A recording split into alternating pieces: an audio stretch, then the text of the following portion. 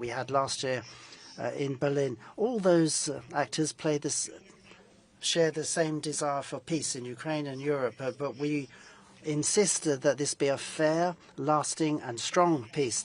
And we're all clear in our minds that the peace agreements signed by Russia in the last 15 years have all been broken in Moldova, Georgia and Ukraine. Therefore, based on that experience, we want to have peace and guarantees of peace on the basis of Europe's experience of the last 15 years. This is why the Paris Declaration includes these guarantees and notes the convergence between Coalition of the Willing, Ukraine and the United States of America. In addition to all this, in the short term, we will continue to provide our support to Ukraine to cope with all the challenges it is facing at the moment in terms of protecting its airspace, protecting civilians who are continually targeted, even as we speak, by the Russians. And we will also continue our work on sanctions to limit and reduce Russia's war effort. So that is what I have to report, thanking my colleagues in Europe and the United States for the progress that has been possible thanks to today's meeting. I'll now hand over to President Zelenskyy.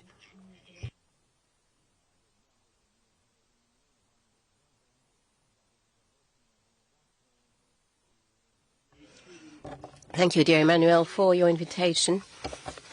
I would like to thank Chancellor, Prime Minister, as well as the American representatives and all the journalists present. First of all, I would like to thank you for this meeting, which is the most representative of 27 leaders of the European Union, NATO, Australia, New Zealand, Turkey. As a matter of fact, it is a very broad representation, and we are able to sign a document. This is very concrete. There is a declaration, a joint declaration, and there's also this declaration of intent signed by all three countries. And this illustrates the willingness of the coalition and the European countries to work for peace. And we want to be ready so that when diplomacy reaches peace, we can place the forces of the coalition of the willing. The details will be set out in other documents. We're working on which countries are willing to contribute and guarantee security in the air, at sea, and on land. We are assessing which forces are necessary, who will be able to, who shall coordinate all of that. And we also want to work on monitoring and clearly say how this force or that force will be financed, as well as the Ukrainian army. I believe that our Ukrainian forces will be based on the Ukrainian army with other elements. The military from France, the United Kingdom, and others have worked on the necessary military equipment. We also have, we already have enough details, and we know which countries will get involved and what each of them will contribute separately. And allow me to thank every leader who is willing to contribute to this peaceful solution. We also addressed, we had very concrete discussions with the American delegation regarding the monitoring of peace. It's very important for us. What is crucial in this peace deal is anything that can prevent a new Russian aggression. We also made progress with the American representatives who worked on documents in Paris, and we will have other meetings with Mr. Witkoff and Mr. Kushner. We are working on some bilateral agreements, bilateral documents, as well as trilateral documents, and are hoping to sign these soon in different formats. And God willing, we will succeed. We are very grateful for the support of the United States of America and so that they can provide the necessary support so that Russia cannot aggress Ukraine once again. And we very much agree upon the fact that the guarantees must be based on some legal grounds to be confirmed by the American Congress. Of course, some issues remain open regarding these documents, including the 20-point document. And what we really need to work upon is the issue of territory. We have a number of ideas that could be helpful. And if some issues are not remain blocked between our teams, and the leaders can also get involved. There will be other discussions, and I would like to thank you, Emmanuel, for giving this opportunity, allowing our teams to be able to continue working here for 2 days. And I'd like to thank the American representatives for contributing to it. When it comes to security, the architecture already exists, and our partners can pressure Russia to put an end to this war. Ukraine never stood and never prevented peace. Russia started this aggression, and it is very clear as to who should do what is necessary to be done to put an end to this war. So I would like to thank all of those who contribute to peace. We all understand that we need to stop the aggressor to allow peace. The deep strikes, the sanctions, our diplomacy, all of this is working. Today we also talked about our air defense. It is essential. Some leaders of the coalition of the willing mentioned it. For us, it is a daily issue. It is true that Ukraine needs missiles every day because, notwithstanding diplomacy, the Russian strikes continue. Russia is not concentrating on diplomacy. They are striking our villages or cities or infrastructure. And we discussed this issue with President Trump in Mar-a-Lago, and I would like to thank him deeply for his understanding and his support. In Paris, the extension of air defense has been discussed already again. The stronger our air defense, the stronger will be our diplomacy. So thank you to all of you for your support. Thank you.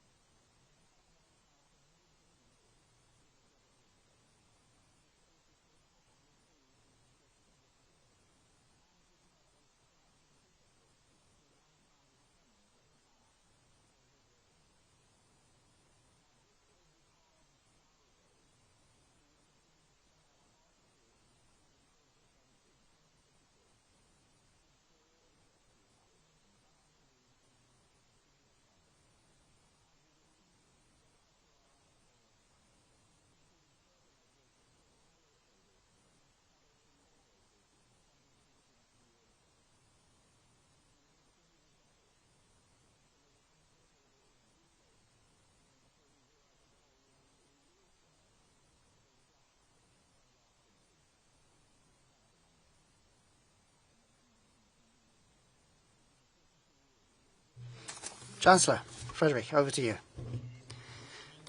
Thank you, Emmanuel. Ladies and gentlemen, this new year is beginning exactly the way the old one ended. That's to say, with intensive peace diplomacy for Ukraine. And today's meeting of the Coalition of the Willing was a further step on this path towards peace.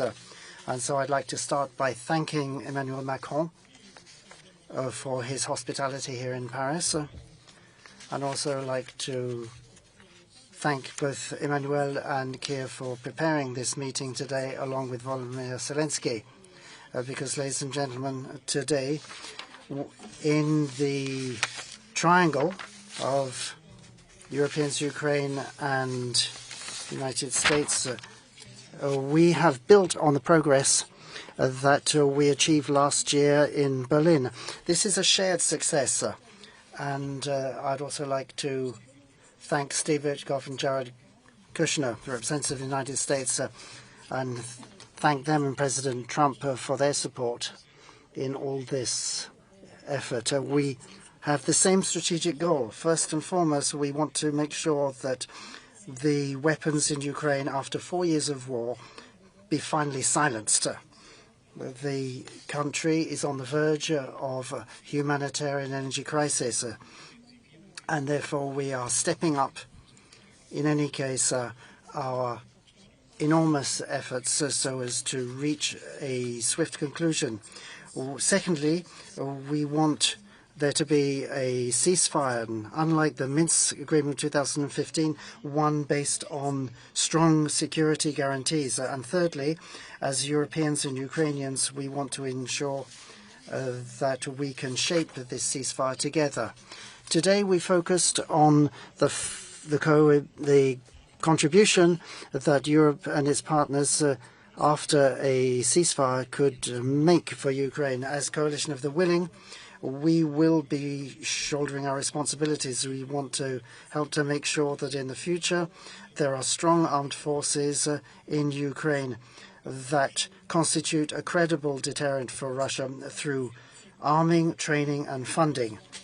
We will also take part in the monitoring of a ceasefire, and we will also make a contribution to strengthening Ukraine on land, in the sea and in the air. With our partners in Washington, we agree for that certain conditions have to be met. Firstly, there needs to be strong legally binding security guarantees, including from the USA, and an American backstop to provide security European commitments. I'm very thankful that the United States has already said it would be willing to do so. Secondly, the ceasefire has to be organized in such a way with Russia that the Coalition of the Willing can play an active role. We are actually working towards that. And thirdly, of course, all partners in the coalition have to go through their domestic processes to decide what contribution they will make. Germany will continue to support politically, financially and militarily. That could mean, for example, that after a ceasefire for the Ukraine in a neighboring NATO area, we would have a presence. As for the type and scope of a German contribution, obviously that has to be decided by the German government and parliament once these conditions have been specified and clarified. For me and for the German government, I would say that for the moment, nothing is excluded. As of now, in the 4th year of the war, Germany is Kiev's strongest supporter. And after a ceasefire, Germany will accept responsibility for the security of Ukraine and for the continent as a whole.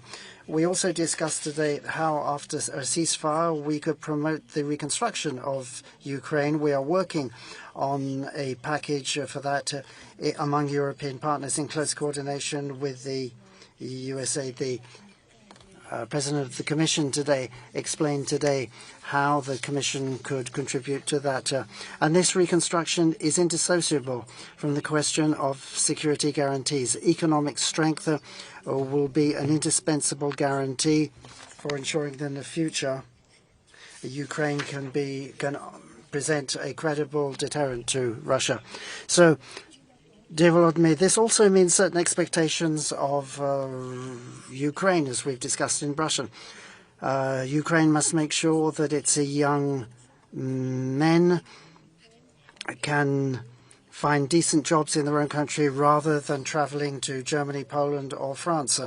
This is something that we have already discussed in Brussels together, and I think that this is an expectation that Ukraine can meet and will meet. So, ladies and gentlemen, no one can say today whether the arms will be silenced in Ukraine in 6 weeks or in 6 months, but we are working tirelessly towards that peace. We'll obviously have to make compromises.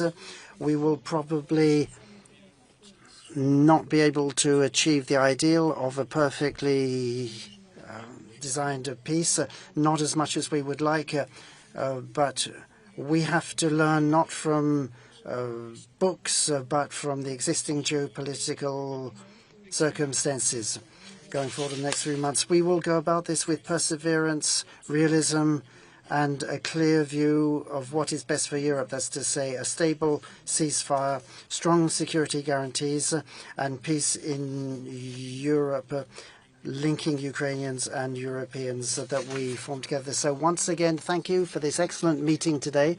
It really was worth coming together in such great numbers. Never happened before in the coalition of the willing. We've never had so many people in one room as we had today in Paris, and that shows clearly to Russia that they have to stop the war. There's no point continuing it, and as coalition of the willing, we are willing to work with Ukraine and the US to find a way through to permanent or stable peace in Europe. So all the best for Ukraine. Thank you very much.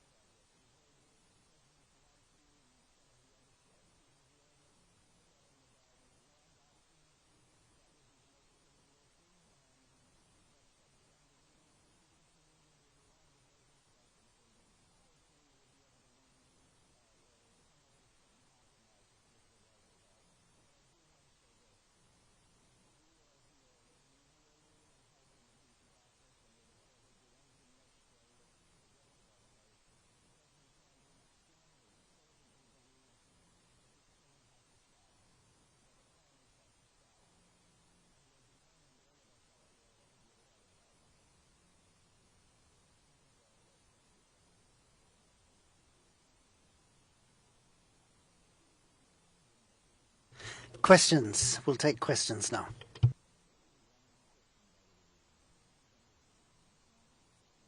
Go ahead.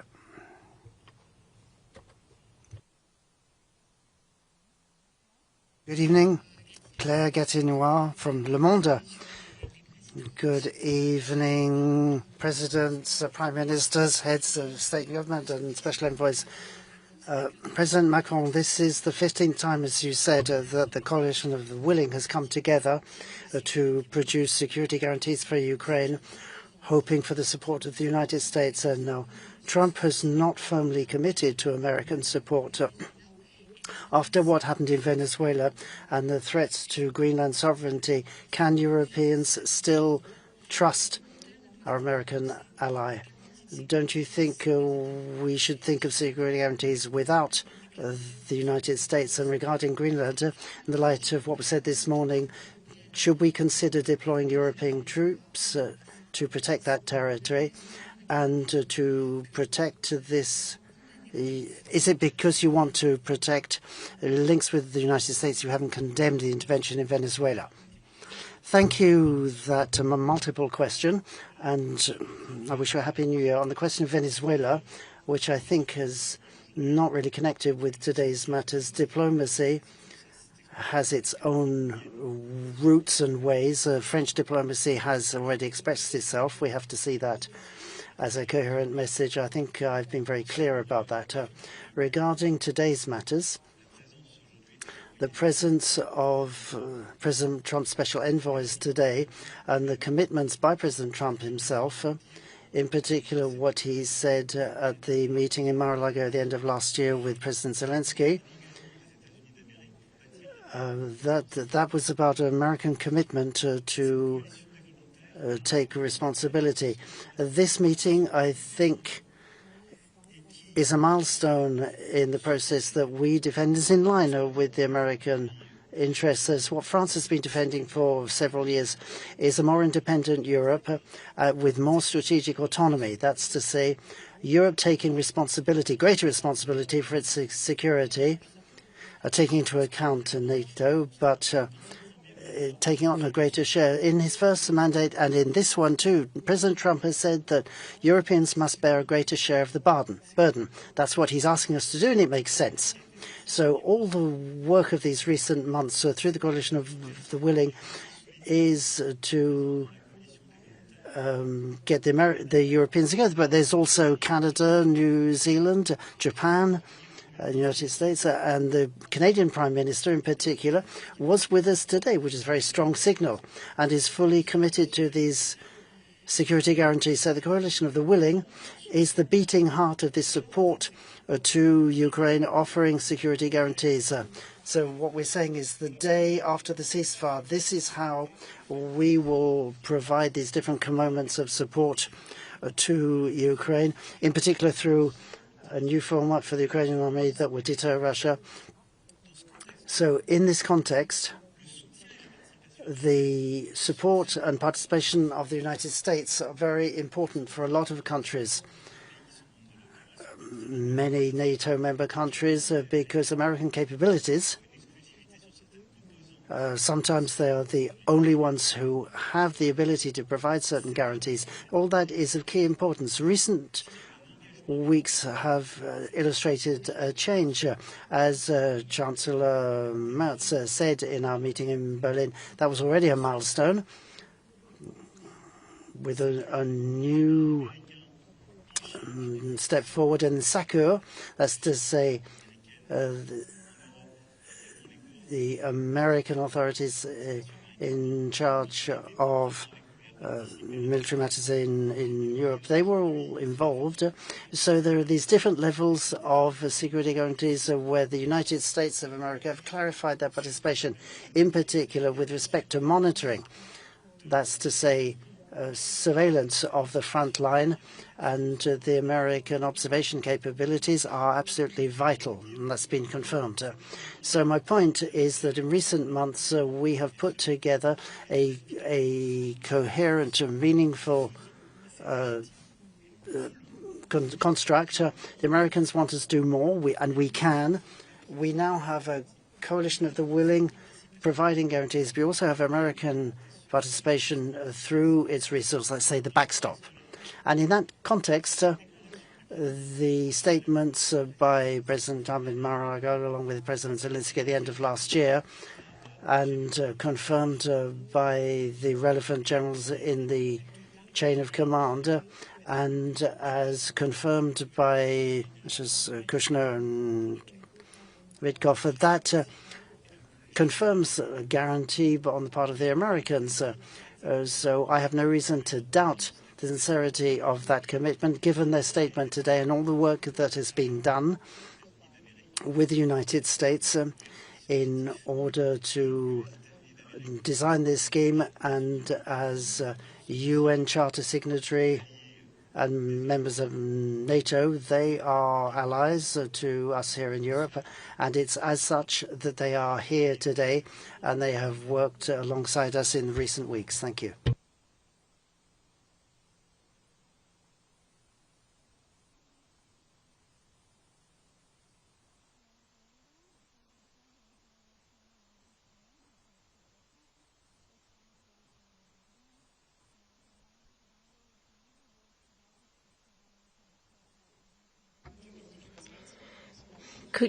Could you say that the security guarantees are ready to be put in place? And what about the legal framework? What would be the institutional basis? Would that be an invitation for a multinational force?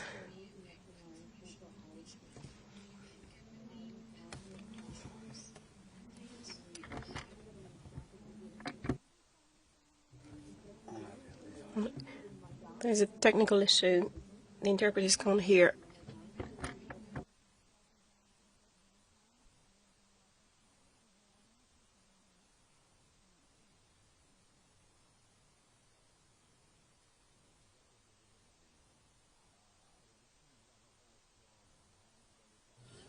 Thank you for the question. Firstly, I think that the members of the Coalition of the Willing have to work hand in hand with the United States, and these guarantees have to be legally binding.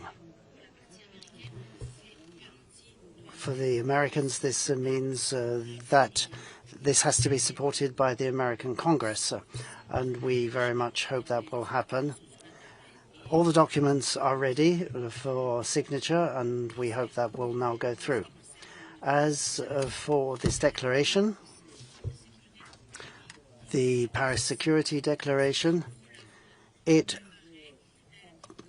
paves the way for this process that will be legally binding, because for most of the coalition members,